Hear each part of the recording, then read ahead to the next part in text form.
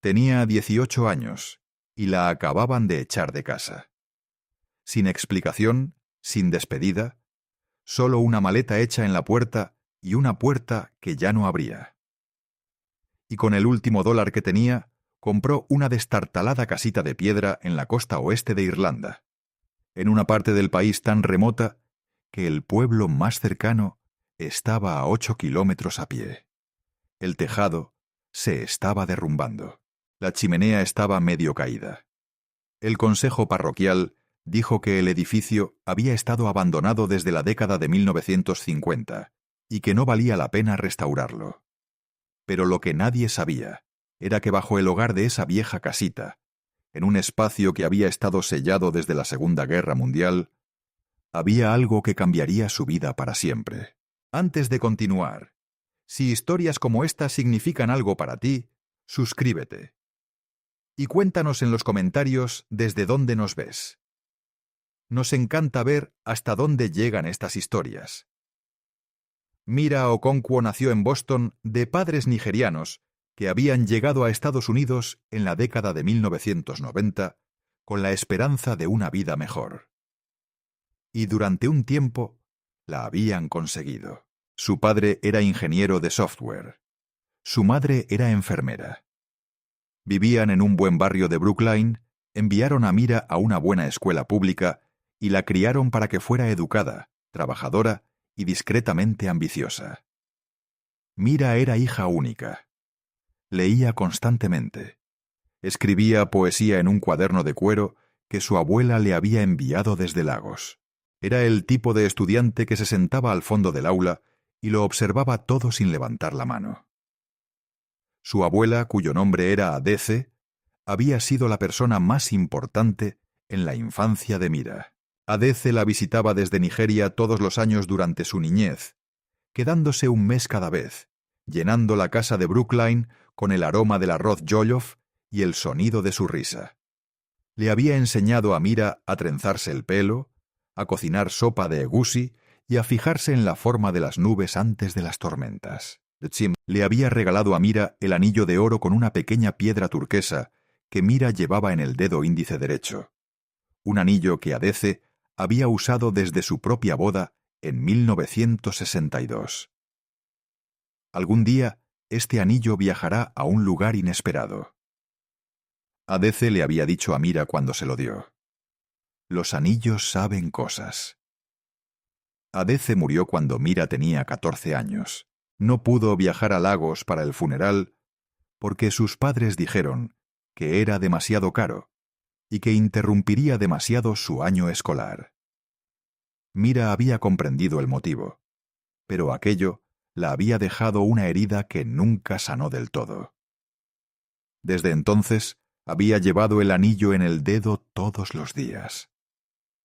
Lo tocaba cuando estaba nerviosa. Lo tocaba cuando escribía. Lo tocaba cuando necesitaba recordar que en algún lugar del mundo alguien la había amado incondicionalmente. Sus padres no eran malas personas. De hecho, eran buenas personas en casi todos los sentidos, pero también eran personas que habían trabajado muchísimo para construir un tipo de vida específico. Una vida estable, respetable y de clase media estadounidense. Y no podían comprender ninguna ambición que no implicara construir ese mismo tipo de vida para uno mismo. Querían que Mira se convirtiera en médica, abogada o, en el peor de los casos, ingeniera, algo con un título claro y un ingreso seguro. No querían que se convirtiera en escritora, que era lo que ella deseaba, porque ser escritora no era un trabajo. Era un pasatiempo, y no se puede mantener a una familia con un pasatiempo. La tensión aumentó a medida que Mira avanzaba en la escuela secundaria. Mantuvo buenas calificaciones porque era necesario para mantener la frágil paz en la casa de Brookline, pero dedicaba todo su tiempo libre a escribir. Llenó cuaderno tras cuaderno con poemas, cuentos y fragmentos de observaciones. Empezó a publicar en la revista literaria de su escuela. Ganó un pequeño concurso regional de poesía cuando tenía 16 años. Sus padres leyeron el texto publicado. Le dijeron que era bonito y luego le preguntaron sobre sus planes de solicitar ingreso a programas de premedicina. Cuando tenía 17 años, solicitó, sin decirles nada a sus padres, ingreso a un prestigioso programa de escritura en una universidad de Nueva Inglaterra. Fue aceptada. Cuando llegó la carta de aceptación por correo, su padre la abrió primero, la leyó y la dejó sobre la mesa de la cocina sin decir nada. Su madre la leyó después. Sus padres estuvieron sentados en la cocina casi una hora conversando en igbo, idioma que Mira solo entendía parcialmente porque nunca lo había aprendido del todo. Esa noche le dijeron que no podía asistir. No pagarían la matrícula. Escribir no era una profesión. No habían venido a Estados Unidos para que su hija desperdiciara su educación en poesía. También le dijeron otras cosas. Cosas más difíciles de escuchar. Cosas que Mira intentaría olvidar después. Pero no podría. La conversación terminó con su madre diciendo: «Si quieres ser escritora, puedes serlo en otro lugar. No con nuestro dinero, no en nuestra casa». Mira no discutió. Hacía mucho tiempo que había aprendido que discutir con sus padres era como discutir con una pared de ladrillos. La pared no se mueve, y solo te lastimas las manos. Fue a su habitación y escribió en su diario durante 2 horas seguidas. Escribió sobre lo que sentía, sobre lo que su abuela habría dicho y sobre lo que iba a hacer a continuación. Se graduó de la preparatoria ese junio. 2 semanas después, la mañana de su 18º cumpleaños, bajó las escaleras y encontró su maleta hecha junto a la puerta principal. Una nota manuscrita de su madre sobre la maleta decía: «Mira, te queremos, pero no podemos verte tomar estas decisiones. Cuando estés lista para tomarte la vida en serio, sabes dónde encontrarnos». Había un sobre con la nota. Dentro del sobre había $300 en efectivo. Mira leyó la nota. La leyó de nuevo. Luego cogió la maleta, el sobre y la pequeña bolsa de lona color trigo que le había regalado su abuela, con su diario de cuero guardado dentro. Y salió por la puerta principal de la casa de Brookline sin mirar atrás. Pasó 3 días en un albergue juvenil en Boston, tratando de decidir qué hacer. El albergue costaba $35 la noche, lo que significaba que los $300 se estaban acabando rápidamente. Solicitó trabajo. Llamó al programa de escritura en el que había sido aceptada y preguntó si había alguna manera de que pudiera asistir solo con ayuda financiera. El consejero de admisiones fue comprensivo pero directo. Sin la cooperación de sus padres con la FAFSA, no calificaría para suficiente ayuda. No en esa escuela. No para un programa tan caro. La mañana del 4º día, Mira se sentó en la sala común del albergue con su computadora portátil, su diario y una taza de café malo y trató de pensar. Le quedaban $180. No tenía trabajo, ni escuela, ni familia a la que pudiera llamar. Tenía una bolsa de lona llena de cuadernos y un anillo de oro con una piedra turquesa. Tenía que tomar una decisión, y la decisión no podía esperar mucho más, porque en 2 días más se quedaría sin dinero. Abrió su computadora portátil e hizo lo que había estado haciendo intermitentemente durante la última semana. Buscó lugares baratos para vivir. No en Boston, no en Estados Unidos. Una vez había leído sobre un programa en Irlanda donde los ayuntamientos vendían propiedades rurales por cantidades simbólicas para animar a la gente a mudarse a pueblos moribundos en la costa oeste. Irlanda siempre la había fascinado. A su abuela le encantaba la poesía de Seamus Heaney. Uno de los libros favoritos de su abuela habían sido las cartas de Edna O'Brien.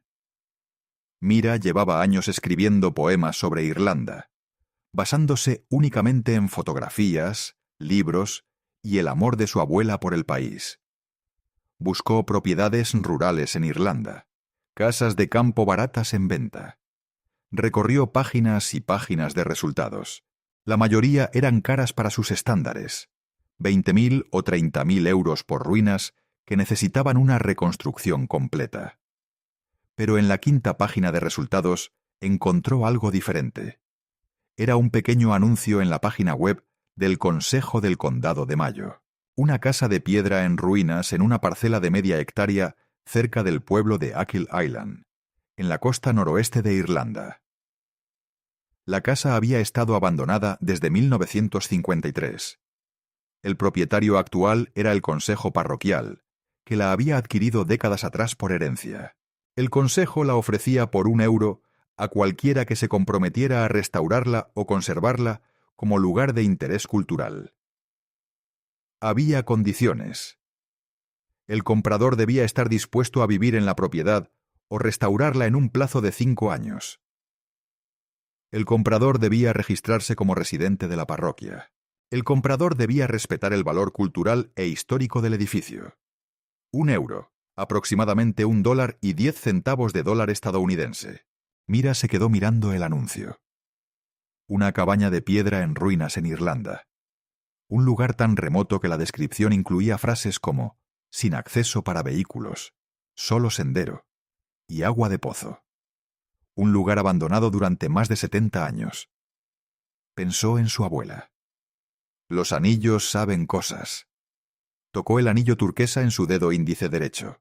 Tenía suficiente dinero para un billete de avión a Dublín si volaba en lista de espera. Apenas. Le quedaba suficiente para una semana de estancias en albergues. Tenía su diario. Tenía su portátil. Tenía el anillo. Tenía que intentarlo. 2 días después, Mira estaba en un avión rumbo a Dublín. Aterrizó a las 6:30 de la mañana, con jet lag, nerviosa y con solo 4 horas de sueño en el albergue. Y tomó un autobús desde el aeropuerto hasta la estación de tren. Y luego un tren a Westport, en el condado de Mayo, en la costa oeste de Irlanda. Westport era hermoso, como suelen serlo los pueblos irlandeses. Fachadas coloridas, puentes de piedra, el sonido de las gaviotas que el viento traía de la bahía. Tomó otro autobús desde Westport, un pequeño autobús local que pasaba 2 veces al día hasta el pueblo de Achill Sound, donde figuraba la casa. Achill Sound no era realmente un pueblo.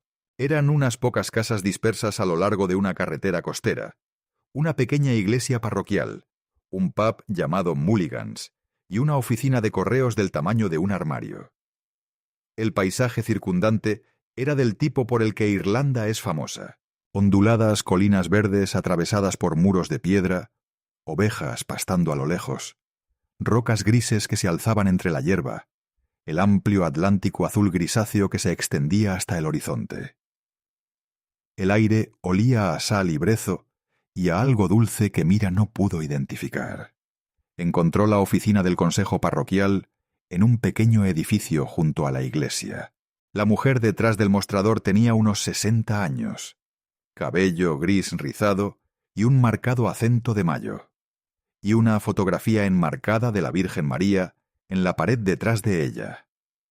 Su nombre, le dijo a Mira, era Bridget Molloy, y había sido secretaria del consejo parroquial durante 22 años. Bridget miró el listado que Mira había impreso. Miró a Mira. Volvió a mirar el listado. ¿La vieja cabaña Gallagher? No estoy segura del nombre, señora. El listado decía que estaba cerca de Achill Sound. Solo hay una cabaña abandonada en esta parroquia que encaja con esa descripción, cariño. La casa Gallagher. Ha estado vacía desde 1953. Nadie ha estado allí durante décadas. El consejo la sigue anunciando a €1, porque las regulaciones nos obligan a seguir intentando encontrar a alguien que la compre. Bridget hizo una pausa, observando a Mira. ¿Viniste desde Estados Unidos? Sí, señora. Por una ruina en el condado de Mayo. Sí, señora. Bridget la miró durante un largo momento. Luego sonrió levemente. Llevo 22 años en este trabajo, y nadie ha venido nunca desde Estados Unidos por una cabaña de €1. La mayoría de las personas que preguntan por estas propiedades son jubilados ingleses o inversores alemanes. Usted no parece ser ninguno de ellos. Hizo una pausa. ¿Está segura de esto, cariño? Necesito preguntarle. Es un lugar difícil. El techo está casi destruido. Las paredes se están desmoronando. No hay electricidad en esa parte de la parroquia. O tendría que tender una línea, o vivir sin conexión a la red. El pozo probablemente todavía esté en buen estado, pero habría que analizarlo. Viviría lejos de todo. Estoy segura, señora. No tengo otro lugar a donde ir. Bridget dejó el listado impreso y estudió el rostro de Mira. Luego sacó un formulario y una moneda de euro de su propio bolso y los deslizó sobre el escritorio. No se preocupe por el euro hoy. Lo pondré en la caja por usted. Guarde su dinero para comida. Comenzó a rellenar el formulario. Bienvenida al Condado de Mayo, señorita Okonkwo.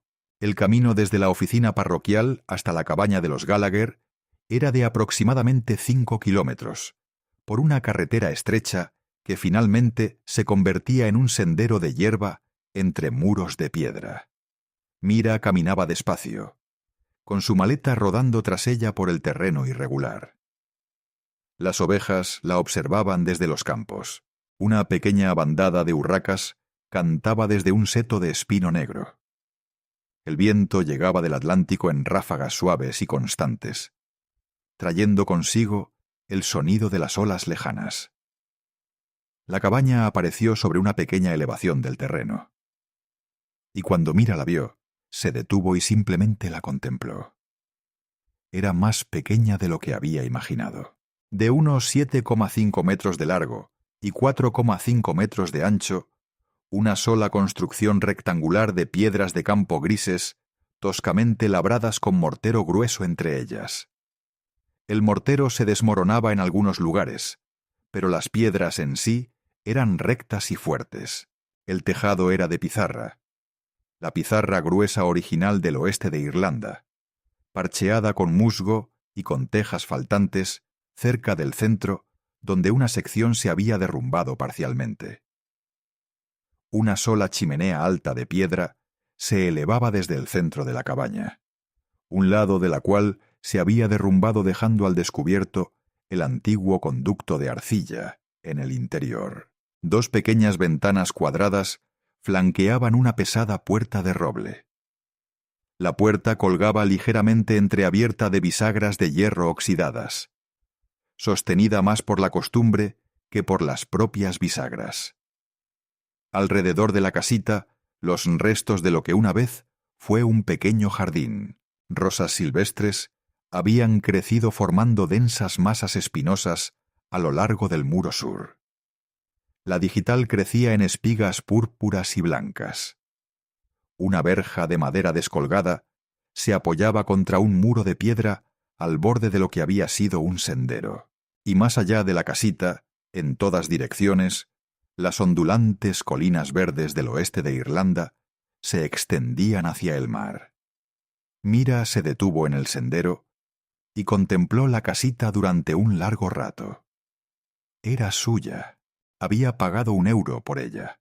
O mejor dicho, Bridget Molloy lo había pagado por ella. Y ahora, este pequeño edificio de piedra en ruinas en el extremo occidental de un país que nunca antes había pisado, era su propiedad legal. Caminó hasta la puerta de roble y la empujó para abrirla. Las bisagras crujieron, pero resistieron. Entró. El interior era una sola habitación, exactamente como lo había esperado. Pero a la vez, de alguna manera, no.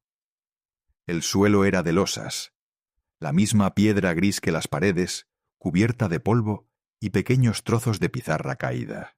Las paredes eran la cara interior rugosa de las mismas piedras de campo que formaban el exterior, irregulares, texturizadas y hermosas en su irregularidad.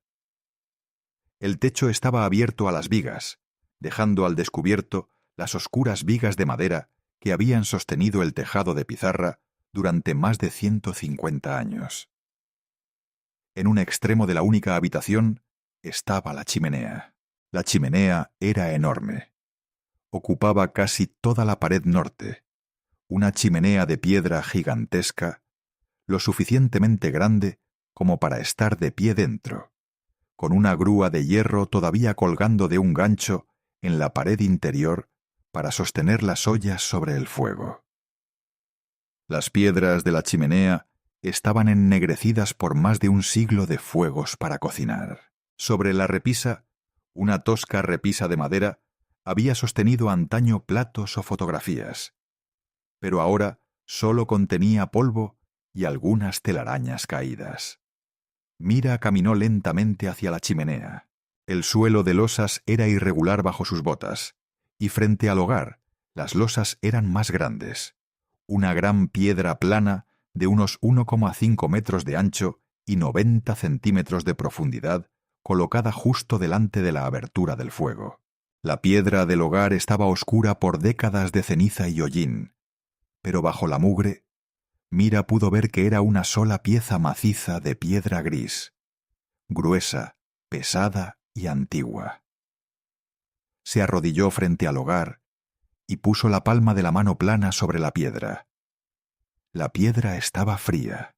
Se sentó así un rato, solo respirando, solo permitiéndose comprender que estaba en una cabaña en la costa oeste de Irlanda, que había viajado hasta allí sola con $180 en el bolsillo, que su abuela le había dicho una vez que el anillo en su dedo viajaría a un lugar que no esperaba. Cuando levantó la mano de la piedra del hogar, notó algo, una pequeña abertura, a lo largo del borde de la piedra, donde se unía al suelo de losas. No una grieta en la piedra misma.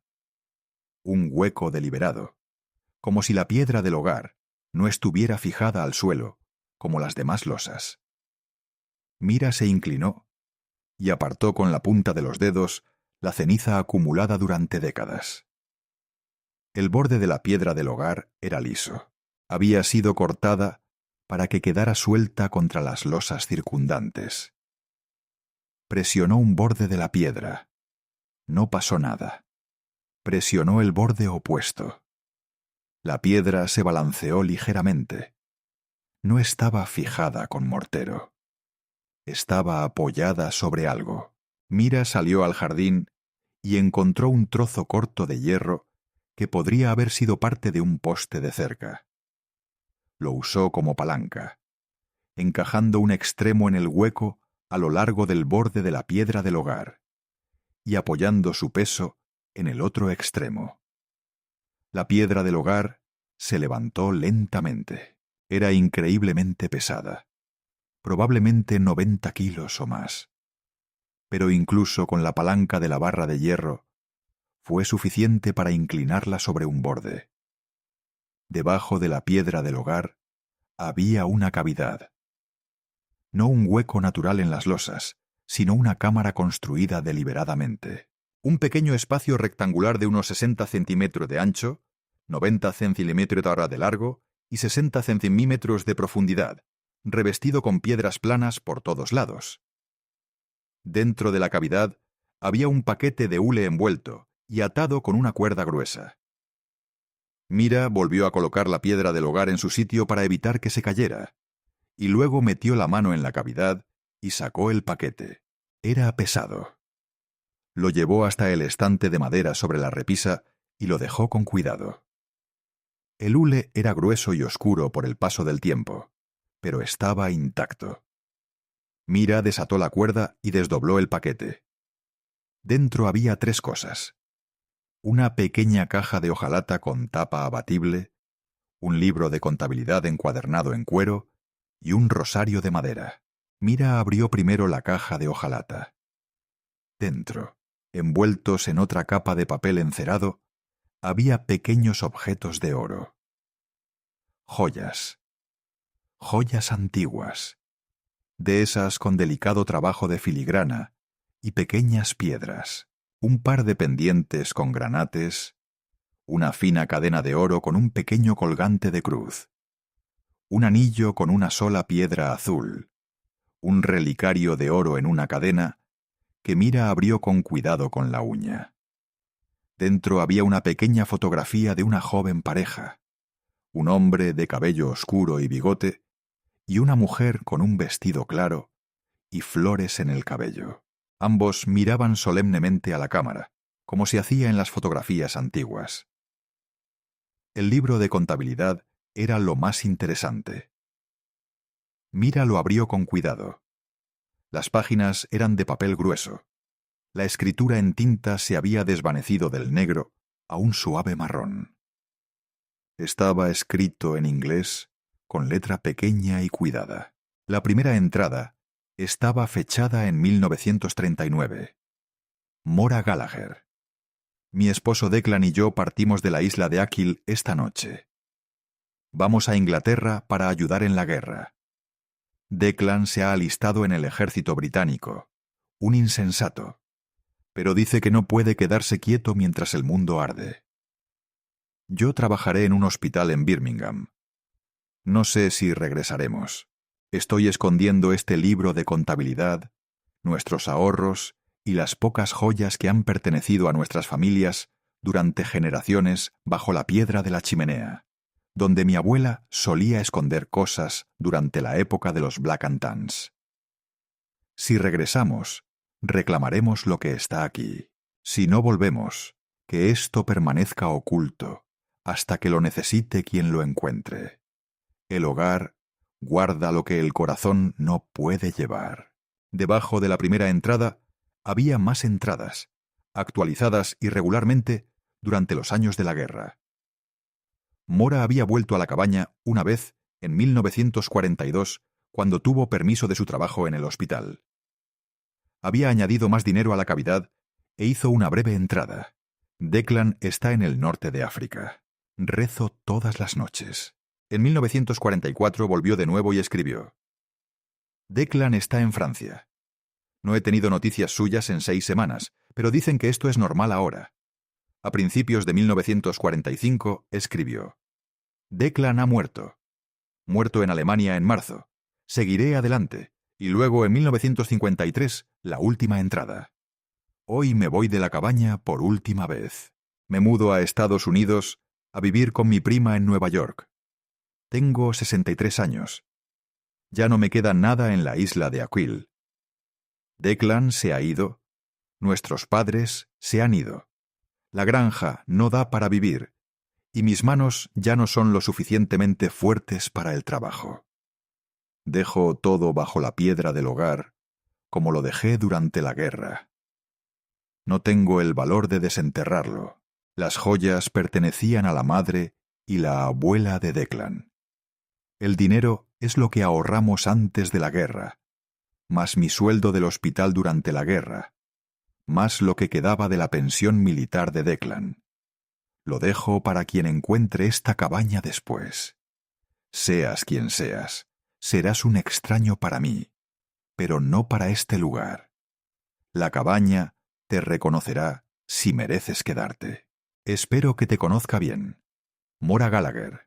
Abril de 1953. Mira leyó la última entrada 2 veces. Luego dejó el libro de contabilidad con mucho cuidado y sacó el rosario del hule. Estaba hecho de sencillas cuentas de madera oscura con una pequeña cruz de latón. Lo sostuvo en la palma de la mano y sintió su peso. Luego levantó la caja de hojalata, la abrió de nuevo y miró las joyas. Y entonces, con cuidado, metió la mano más adentro del fardo de hule y encontró una pequeña bolsa de tela que no había visto antes, escondida en el fondo. Dentro de la bolsa había dinero, antiguas monedas irlandesas y billetes de libras esterlinas de antes de la llegada del euro, doblados cuidadosamente y atados con hilo. Mira contó los billetes. Había billetes que se remontaban a la década de 1940, Algunos de ellos valían mucho más como objetos de colección que su valor nominal. En total, el dinero ascendía, según sus cálculos, a varios miles de euros en efectivo si se vendiera a un coleccionista, posiblemente más. Si te está gustando esta historia, tómate un segundo y suscríbete. Nos ayuda a seguir creando historias como esta. Y cuéntanos en los comentarios. ¿Alguna vez has encontrado un objeto que te haya hecho sentir como si te hubiera elegido un desconocido? Mira no durmió en la cabaña esa primera noche. El techo aún estaba demasiado dañado como para confiar en él bajo la lluvia, y parecía que iba a llover. Caminó de regreso al pueblo y tomó una habitación en el pub de Mulligan, que tenía 2 habitaciones en el piso de arriba que alquilaba a viajeros por 25 euros la noche. Comió un plato de pastel de carne en el pequeño comedor del pub y escribió en su diario durante 2 horas mientras los clientes habituales veían las noticias en un pequeño televisor en la esquina, y de vez en cuando la miraban con la educada curiosidad de quienes no veían a muchos extraños. A la mañana siguiente, fue a ver a un abogado en Westport. Bridget le había dado el nombre y le había mostrado las joyas, el libro de contabilidad y el dinero. La abogada, una mujer atenta llamada Nim, especializada en asuntos de propiedades rurales, revisó todo con detenimiento. Le dijo a Mira que, según la ley irlandesa, el contenido de una propiedad pertenecía a quien la poseyera legalmente. Dado que Mira tenía el título legal de la casa de campo, todo lo que Mora Gallagher había dejado allí ahora le pertenecía legalmente. No había obligación de intentar encontrar a los herederos de Gallagher, sobre todo teniendo en cuenta que Mora había dejado claro por escrito que los objetos debían ir a parar a quien los encontrara. Pero Mira quiso intentarlo de todos modos, no por obligación legal, sino porque le parecía lo correcto. Le pidió al abogado que la ayudara a investigar si Mora Gallagher tenía descendientes vivos. Nim hizo algunas llamadas. Durante la semana siguiente, se enteraron de que Mora había fallecido en Nueva York en 1978, sin hijos ni familiares vivos conocidos. Así pues, las joyas y el dinero pertenecían a Mira, legal y moralmente. Vendió 2 piezas de las joyas, el relicario y los pendientes de granate, a un anticuario de Galway por poco más de 11.000 euros. Vendió la moneda antigua a un numismático de Dublín por 4.800 euros. Conservó las demás joyas, incluido el anillo con la piedra azul, que colocó junto al anillo de turquesa de su abuela en una pequeña cadena alrededor del cuello. 2 anillos de 2 mujeres a las que nunca había conocido, que la habían querido lo suficiente como para dejarle algo. El dinero fue suficiente para empezar a restaurar la casa de campo. Contrató a un cantero tradicional de un pueblo cercano, un hombre mayor, llamado Padraig, que llevaba 40 años restaurando antiguas casas de campo irlandesas. Padraig recorrió la cabaña en su primera visita. Pasó las manos por los muros de piedra, comprobó las vigas del tejado y dijo: «Está en buen estado.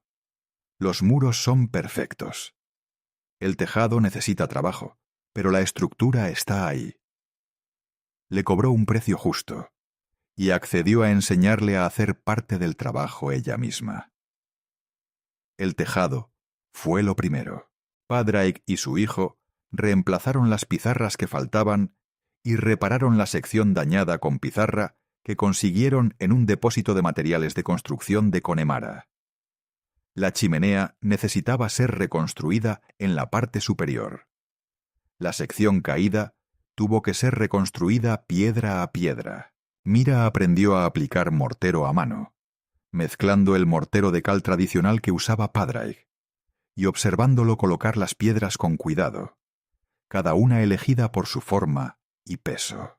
El interior fue en su mayor parte obra de Mira. Limpió las losas a mano, de rodillas, con un cepillo suave y un cubo de agua jabonosa. Fregó las paredes hasta que la piedra gris brilló. Limpió el enorme hogar, quitando décadas de ceniza del hogar. Encargó cristales para las 2 ventanas a un vidriero de Westport. Reconstruyó las sencillas repisas de madera sobre la chimenea y las engrasó con aceite de linaza. Compró una pequeña cama de hierro, una mesa de madera y 2 sillas en una venta de antigüedades en Castle Bar. Colgó cortinas que cosió a mano con un rollo de lino natural. Conservaba el libro de contabilidad, el rosario y la fotografía de Mora sobre la repisa de la chimenea, tal como Mora misma podría haberlos hecho.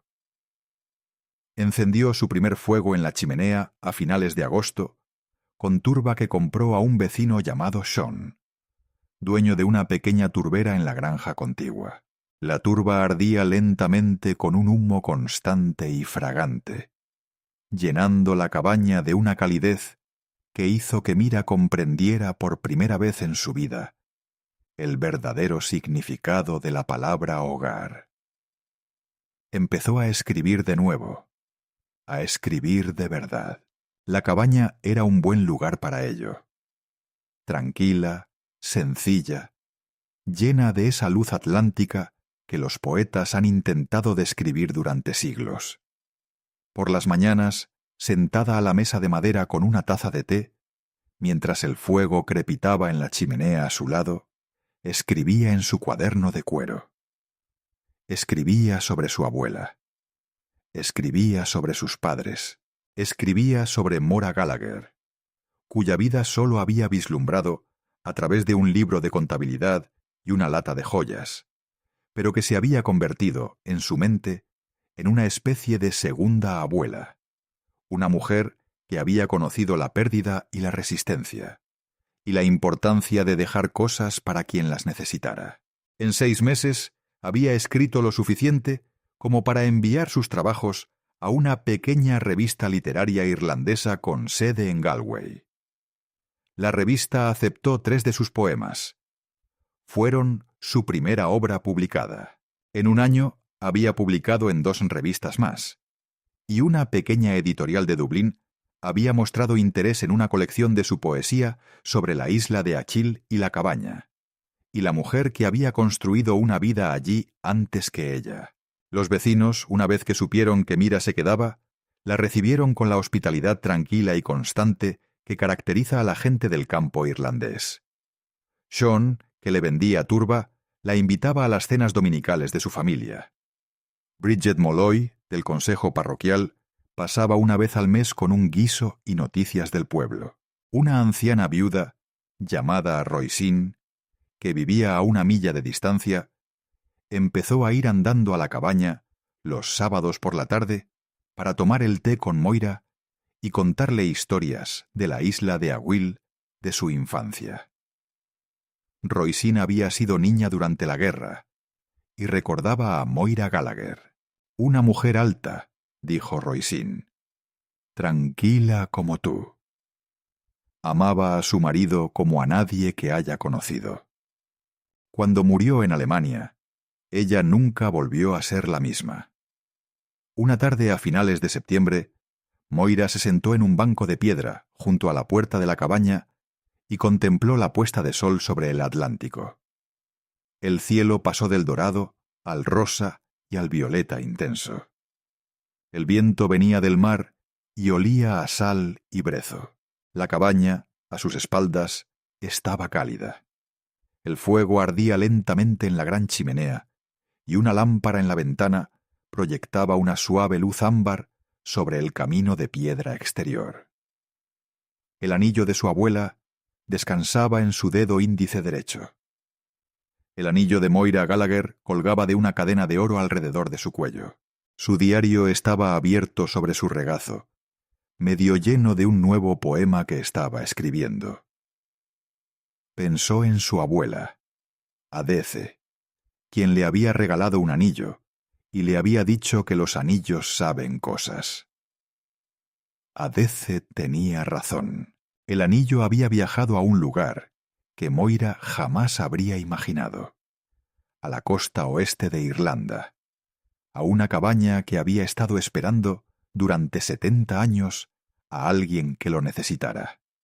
Pensó en Moira Gallagher, cuyo esposo había muerto en Alemania en 1945 y que había dejado sus ahorros bajo la piedra de la chimenea para quien viniera después. Quien viniera después. Moira había sido una extraña para Moira, como Moira había escrito, pero la cabaña la conocía. La cabaña había guardado la vida de Moira con paciencia durante 70 años, como una mano que guarda algo precioso que no le pertenece. Y cuando Moira finalmente cruzó la puerta y puso la palma de la mano sobre la piedra de la chimenea, la cabaña decidió que ella era a quien había estado esperando. Pensó en sus padres en Brookline, con quienes no había hablado en 8 meses. No los extrañaba como había pensado. Extrañaba una idea de ellos, una versión que nunca había existido del todo, la versión que habría podido amarla sin intentar cambiarla. A las personas reales, a quienes le habían preparado la maleta y la habían dejado junto a la puerta, no las extrañaba. Ahora entendía por qué Moira se había ido a Estados Unidos en 1953, porque a veces irse es la única salida, y Estados Unidos había sido para Moira lo que Irlanda era ahora. Un lugar para empezar de nuevo, un lugar para escribir lo que importaba y dejar que todo lo demás se desvaneciera. Esa es la particularidad de las mujeres que dejan cosas atrás para desconocidos. No son desconocidas para la persona a quien se las dejan. Son familia en el sentido más importante, que no es el de los lazos de sangre, sino el del reconocimiento. Moira Gallagher había vislumbrado algo en el futuro, la posibilidad de que otra mujer necesitara lo que ella tenía para ofrecer, y había confiado en la cabaña para guardar sus dones hasta que llegara esa mujer. La casita había cumplido su función. Había guardado las joyas, el dinero, el libro de contabilidad y el rosario durante 70 años sin quejarse. Y cuando Moira finalmente cruzó la puerta, la casita le mostró dónde mirar. El hogar guarda lo que el corazón no puede cargar. Moira había escrito esa frase en su primera anotación en el libro de contabilidad en 1939, y la había leído una docena de veces desde entonces, y comenzaba a comprender su significado. Algunos sentimientos son demasiado pesados para cargarlos durante toda una vida. Hay que depositarlos en algún lugar. Un hogar es un buen lugar para depositarlos, porque un hogar es un lugar de calidez y descanso. Un lugar donde la gente se reúne, donde se cuentan historias y donde se recuerda a los muertos. Y lo que se deposita en un hogar no desaparece. Espera. Espera a la siguiente persona que pueda levantarlo.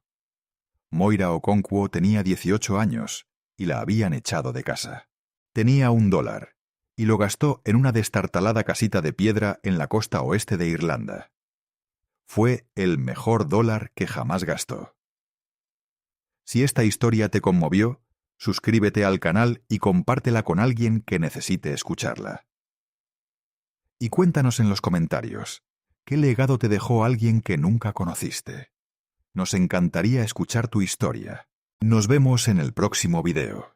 La carreta del comprador entró en el patio de la alondra antes de que el sol asomara entre los álamos. Y el solo sonido hizo que el pecho de Mabel Lark se contrajera como un puño cerrado. El polvo se levantó tras las ruedas y se presionó contra las ventanas de la cocina, volviendo la luz de la mañana opaca y marrón.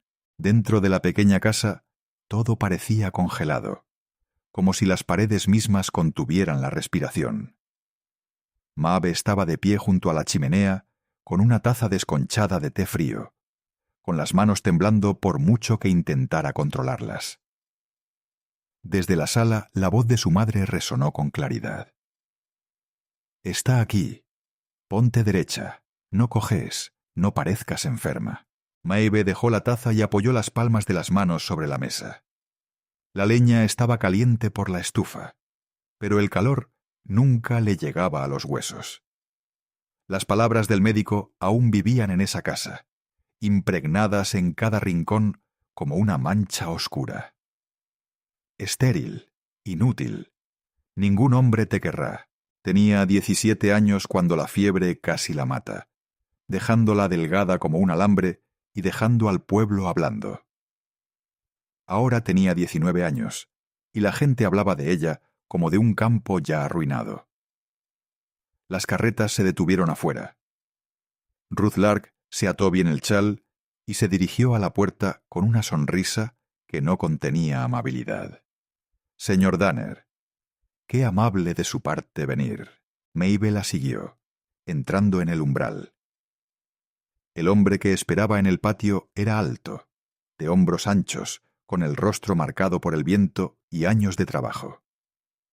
Su sombrero proyectaba sombra sobre unos profundos ojos marrones que no se perdían nada. Silas Danner de Red Mesa. Mabe conocía el nombre. Su esposa había muerto hacía 3 inviernos. La gente decía que era justo, trabajador y frío. Otro hombre bajó de la carreta, con papeles apretados en la mano. Ely Barrett, el comerciante. Su sonrisa era fina y astuta. Buena mañana para los negocios. La palabra cayó pesadamente en el pecho de Maeve. Negocios. La mano de Ruth se dirigió hacia su hija como si señalara una herramienta. Esta es mi niña, Maeve, tranquila, obediente, hábil en casa. No te dará problemas. Silas miró a Mabe entonces, ni rápido ni lento. La estudió como un hombre estudia una cerca que parece débil, pero que aún podría resistir. Su mandíbula se movió una vez. Eli levantó los papeles. Acuerdo simple. Tú cubres su viaje y cuidado. La señora Lark recibe el pago de sus deudas. Todos se van satisfechos. Los ojos de Silas se endurecieron al mirar a Ruth. Estás vendiendo a tu hija. La sonrisa de Ruth se tensó. No lo digas así. La estoy colocando donde pueda vivir. No tiene futuro aquí. El pecho de Maeve ardía. Escuchó las palabras de su madre del invierno pasado, cortantes y definitivas. Eres una carga. Nunca le darás una familia a un hombre. Devorarás esta casa. El miedo la invadió como agua fría. Silas se volvió hacia ella, con voz baja. ¿Quieres venir conmigo, señorita Lark? Ruth rió rápida y cruelmente. ¿Qué opción tiene? Maeve levantó la barbilla con esfuerzo. El patio se sentía amplio y vacío. El camino más allá se extendía en polvo y calor. Ella encontró la mirada de Silas y vio ira en ella, pero no para ella. Vio también algo más tranquilo, algo que se sentía como sombra. «Iré», dijo. Ruth arrebató la bolsa de monedas sin mirarla. «Sé agradecida, Mabe. Compórtate». Silas tomó el pequeño bulto que contenía todas las pertenencias de Mabe y la ayudó a subir a la carreta. Sus manos eran ásperas pero firmes. No la empujó. No la agarró. Salieron del patio. La casa se encogió tras ellos hasta que se convirtió en un mal recuerdo. Durante un buen rato, solo se oyó el rodar de las ruedas y el olor a salvia. Sabía que buscaban un comprador, dijo Mabe por fin. No pensé que sería hoy. Silas mantuvo la vista fija en el camino. Nadie debía ser vendido. Las palabras eran sencillas, pero la envolvieron como una manta que la cubría. Al llegar a una loma, detuvo el tiro de caballos. Abajo se extendía un campo rojo, amplios pastos, cedros y un delgado arroyo que brillaba a la luz. El humo salía de una pequeña chimenea. «Esa es mi casa», dijo. Mabe se quedó mirando. «Es preciosa. Tendrás tu propia habitación», añadió. «Puedes irte si quieres. No eres propiedad de nadie. Estás a salvo». La palabra «a salvo» se le atascó en la garganta. Nadie la había usado jamás como si la incluyera. La casa del rancho era sencilla y limpia. Él le mostró una pequeña habitación con una cama estrecha y una colcha remendada. «Si prefieres trabajar a sentarte», dijo, «puedo enseñarte cómo. Aquí nadie te castigará por tus errores». Mab solo pudo asentir. Por la tarde estaba barriendo la cocina, encontrando consuelo en el movimiento. Cuando Silas entró, se detuvo. «No tienes que fregar mi suelo». «Quiero ayudar», dijo ella. «Entonces ayuda», respondió él. «Pero no sangres por ello». Esa noche, al anochecer, el viento se movía por la tierra como una suave respiración. Mab permaneció despierta, escuchando. No sonaba a juicio, sonaba algo que esperaba. Salió al porche y encontró a Silas sentado allí con una taza de hojalata. «Demasiado silencioso para dormir», dijo ella. «Se hace más fácil», respondió él. Se sentaron en la suave oscuridad. Cuando ella se estremeció, él le puso su abrigo, alrededor de sus hombros. «Estás a salvo aquí», dijo de nuevo. Mabe se aferró al abrigo y miró las estrellas, deseando creerle tanto que le dolía. «A lo lejos», llamó un coyote, y otro respondió. En esa primera noche en Red Mesa, solo había viento, una voz firme y una niña aprendiendo la forma de la esperanza. El sol ascendió lentamente sobre Red Mesa, dejando un rocío plateado sobre la hierba. Mab despertó antes del gallo, su cuerpo aún inseguro del descanso que llegaba sin miedo. Se lavó en el lavabo, se recogió el pelo y salió justo cuando Silas salía del establo guiando 2 caballos. Se detuvo al verla. «¿Te has levantado temprano?» «Quería aprender», dijo ella. Él la observó un momento. Luego le entregó una pequeña cesta. Las gallinas son más amigables por la mañana, la mayoría de ellas. Se movió por el patio con cuidado al principio, luego con más firmeza. Las gallinas cacareaban y se movían. Los huevos calientes llenaban la cesta uno por uno. El sencillo trabajo calmó sus nervios. Dentro ella limpiaba ventanas, doblaba sábanas y tarareaba sin darse cuenta. Silas pasó por la puerta una vez, se detuvo al oír el sonido y siguió su camino sin decir palabra. Al mediodía le dolían las manos de tanto lavar. No se detuvo. El trabajo duro no la asustaba. Lo que sí la asustaba era ser inútil. Entonces el olor la golpeó demasiado tarde. El humo subía del horno. Su corazón dio un vuelco. Se quedó paralizada, esperando el grito. Las palabras ásperas que siempre llegaban. Silas entró corriendo tosiendo. «¿Estás herida?» «Lo siento», espetó. «Lo arruiné. Haré otro. Por favor, no te enojes». Él tomó la sartén de sus manos con delicadeza. «Es solo pan. Nadie está herido». El alivio le quitó las rodillas débiles. Las lágrimas brotaron rápidamente. «No tienes que asustarte aquí», dijo. «Por nada del mundo». Se apartó y la dejó respirar. Esa tarde le preguntó si quería montar a caballo por la cerca este. Ella dudó. Luego asintió. Él ensilló un caballo manso y caminó a su lado hasta que se sintió segura. La tierra se extendía bajo el sol del atardecer. «Es hermosa», dijo él. «Es libre», respondió ella junto a la cerca. Él trabajaba en el poste mientras ella le pasaba clavos. «No hablas mucho», dijo ella. «Hablar nunca solucionó mucho», respondió él. «Se siente bien cuando alguien escucha». «Te estoy escuchando ahora», le acarició las mejillas. Ella se volvió hacia el cielo y sonrió. Una sonrisa genuina. La noche llegó suavemente. El silencio la despertó. No era miedo esta vez, solo el mundo en reposo. Encontró a Silas en el porche de nuevo. «¿Lo oyes?», preguntó él. El silencio antes del cambio. Ella se sentó a su lado. Las estrellas brillaban densas sobre sus cabezas. «Todavía no sé quién soy», dijo ella. «Después de que murió mi esposa, yo tampoco», respondió él. «La tierra sigue su curso. La gente se detiene. Viniste aquí, y este lugar vuelve a sentirse vivo». Su corazón se ablandó. Mamá solía decir que yo era un error. Susurró que ningún hombre Querría a una mujer que no pudiera darle una familia. La ira brilló en sus ojos. No hacia ella. El valor no se mide así. Un hombre debería ver quién eres.